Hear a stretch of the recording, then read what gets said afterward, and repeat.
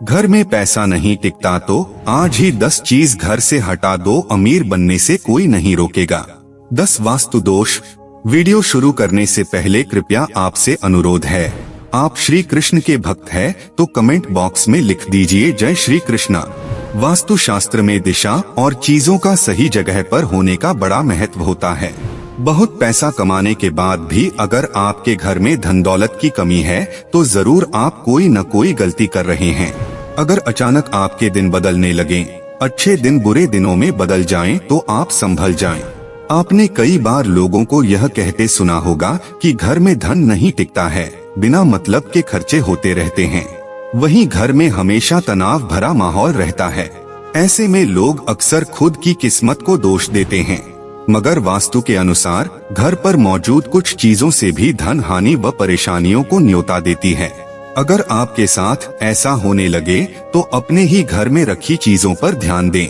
घर में मौजूद हर चीज से सकारात्मक या नकारात्मक ऊर्जा निकलती है। ऐसे में इन घरों में रहने वाले लोगों पर इन ऊर्जाओं का असर निश्चित रूप से होता है। नकारात्मक ऊर्जा वाली कोई चीज घर में हो तो व्यक्ति को मानसिक, आर्थिक और शारीरिक तीनों तरह की परेशानियों का सामना करना पड़ेगा।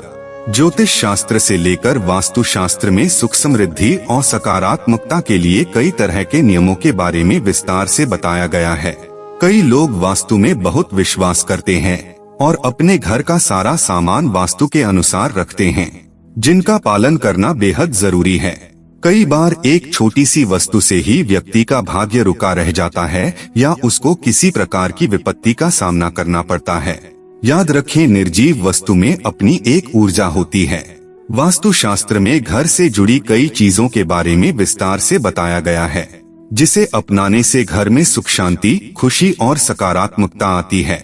घर में मौजूद हर चीज से सकारात्मक या नकारात्मक ऊर्जा निकलती है। ऐसे में इन घरों में रहने वाले लोगों पर इन ऊर्जाओं का असर निश्चित रूप से होता है। नकारात्मक ऊर्जा वाली कोई चीज घर में हो तो व्यक्ति को मानसिक, आर्थिक और शारीरिक तीनों तरह की परेशानियों का सामना करना पड़ेगा। वास्तुशास्त्र अनुसार घर में क्या रखना चाहिए और क्या नहीं, यह जानना जरूरी है।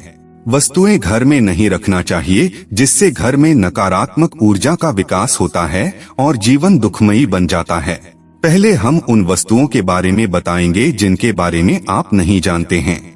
आपसे अनुरोध है, कृपया हमारे चैनल पर पहली बार आए हैं तो चैनल को सब्सक्राइब अवश्य कीजिएगा। वीडियो पसंद आए तो दोस्तों के पास शेयर जरूर कीजिएगा। नंबर 1, कोई भी देवी देवताओं की मूर्ति या चित्र। दोस्तों, देवी देवताओं की फटी हुई और पुरानी तस्वीरें अथवा खंडित मूर्तियों से भी आर्थिक हानि होती है। अतः आपसे अनुरोध है, उन्हें किसी पवित्र नदी में प्रवाहित कर देना चाहिए।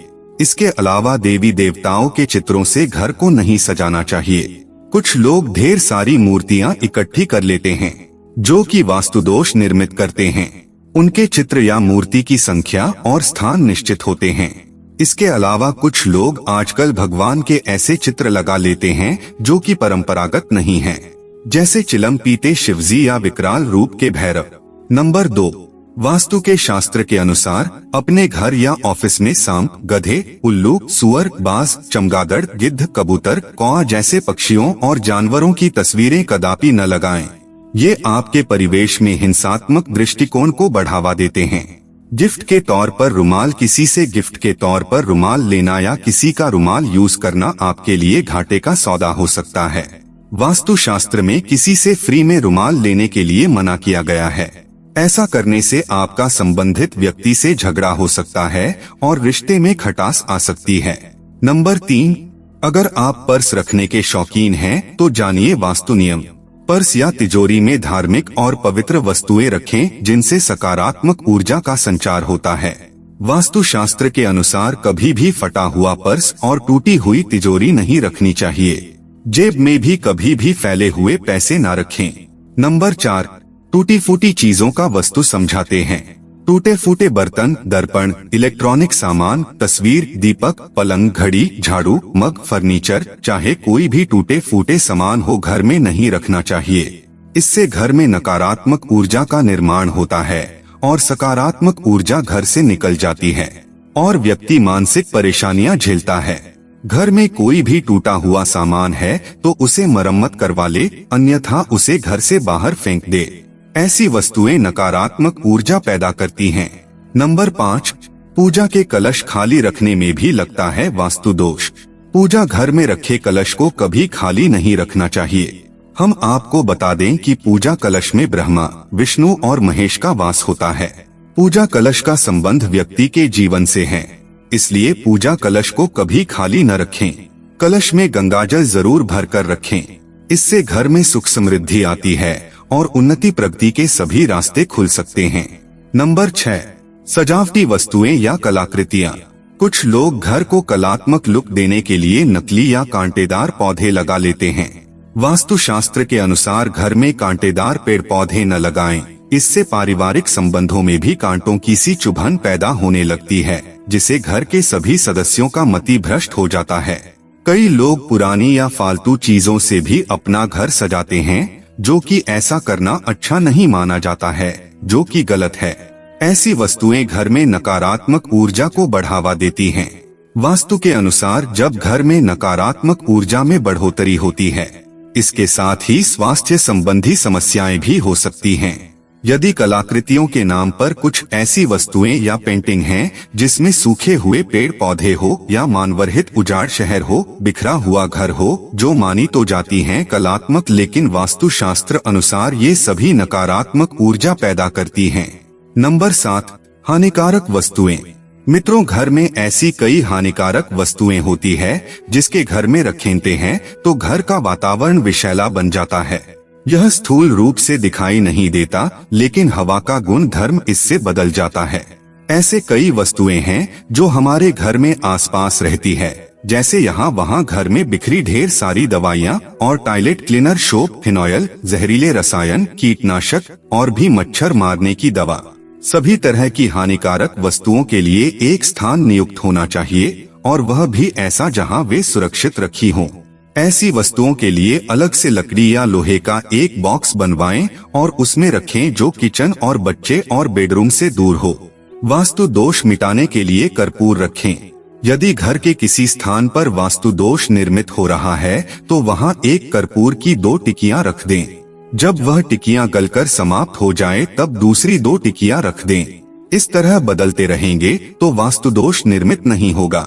नंबर 8, मकड़ी का जाला।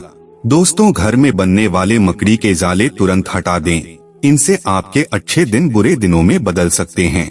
ध्यान से देखने पर मकड़ी का जाला घर के कोने कोने में रहता है और उसे हटाना जरूरी है।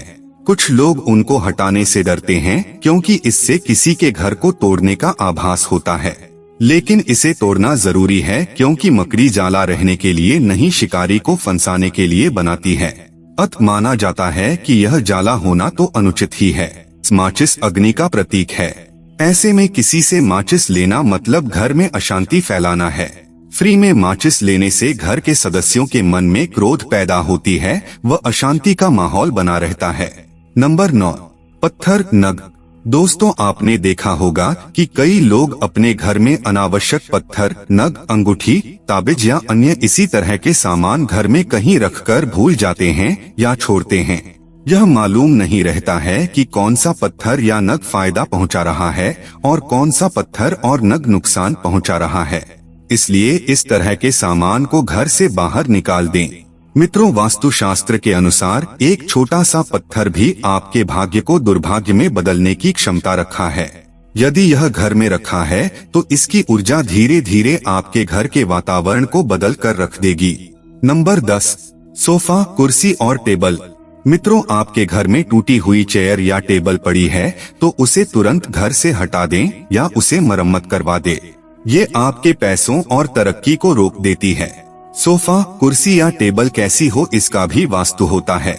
यह भले ही सुंदर और साफ हो, लेकिन कभी कभी उनकी बनावट या आकार प्रकार भी घर में नकारात्मक ऊर्जा का विकास करती है। इसलिए किसी वास्तुशास्त्री के जानकारों से पूछकर ही ये चीजें खरीदे। घर के दरवाजा दक्षिण की तरफ है तो वास्तु दोष लगेगा। यदि आपका घर दक्षिण मुखी है तो आप सबसे पहले घर के सामने द्वारा से 2 गुनी दूर पर नीम का एक पेड़ लगाएं। दूसरा यह कि द्वारा के ऊपर पंचमुखी हनुमान का चित्र लगाएं। आदम का दर्पण भी लगा सकते हैं। मुख्य द्वार के ऊपर पंचधातु का पिरामिड लगवाने से भी वास्तु दोष समाप्त होता है। गणेश जी की पत्थर की 2 मूर्ति बनवाएं जिनकी पीठ आपस में जुड़ी हो।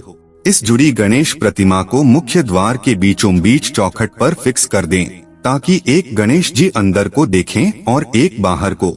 वास्तु जड़ से खत्म करने के लिए सुंदरकांड या रामचरित का पाठ, घर के वास्तु दोष को दूर करने के लिए समय समय पर रामचरित का पाठ या सुंदरकांड का पाठ करवाते रहें। इससे घर की नकारात्मक ऊर्जा बाहर निकाल जाएगी।